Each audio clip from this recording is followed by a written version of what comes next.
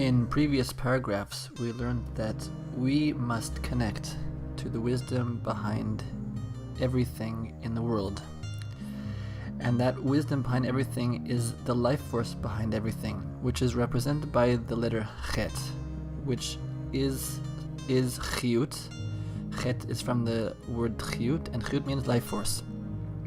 And when we connect to that life force, we receive this light, which is the wisdom. We receive this light, and this is the chen that we're talking about. We find chen in the eyes of Hashem, and this brings the light upon us. This brings the grace or the charm on us. And how do we connect? We need to become like the Sfirat Malchut. We need to become an empty vessel so that we can receive that light.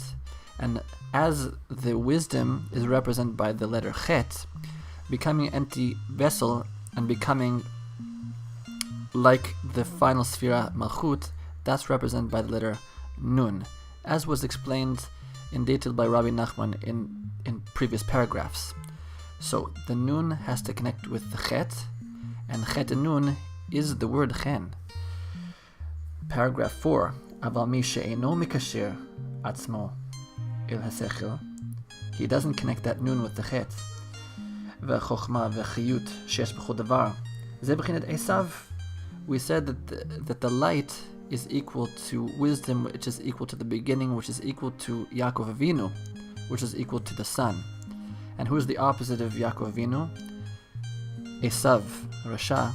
And what's equal to the sun? The moon. Now we said that the moon is a symbol of Malchut, but that's the moon in its perfected state. It's this thing in nature.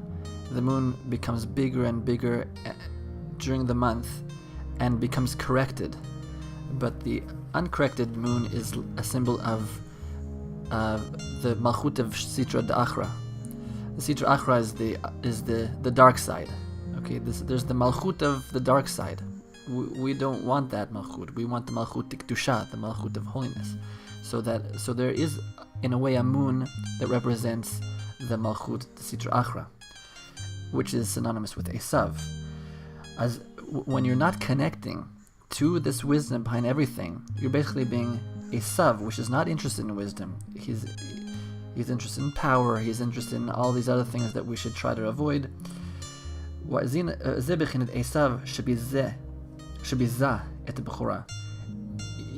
Yaakov, he wanted the birthright, even though technically Esav, it was the firstborn, and Esav was holding on to his leg, which is why it's called Esav, because the heel is Akiv. But Esav didn't want the birthright. He despised the birthright and gave it up and gave it to Yaakov. And he despised his birthright and gave it to Yaakov. Which we said in previous paragraphs, the Bechorah, which is the firstborn, first is synonymous with wisdom and light. This is the beginning of everything. And so the firstborn is kind of a symbol of light, which Esav despised. So he's despised really the wisdom behind everything, and let Yaakov get all of that. Bechinat lo yachpotz ksil bitvuna ki im beitgalut libo. Pasuk in Mishlei Proverbs, that the idiot, the silly person, is not interested in intelligence and in itbonut. Itbonut is like to ponder the world and its greatness and the greatness of Hashem. He's not interested in any of that. What he's interested in, ki'im be'itgalut libo. He's interested in chasing after the depths, what's deep inside his heart, all his deepest, darkest desires.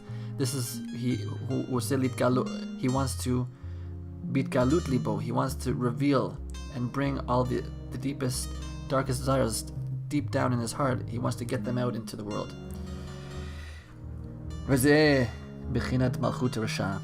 And this is all synonymous with the malchut of the evil malchut, the evil kingdom, which is symbolized by the moon of the dark side. Let's say the dark side of the moon. The moon in its imperfected state is a symbol of the wicked kingdom, and the moon, the full moon, is a symbol of David HaMelech, Mashiach, and the kingdom of holiness, Malchut Tikdusha. Sha'alea Ne'emar, and Rabbi Nachman brings a pasuk hinting at the moon representing the wicked kingdom.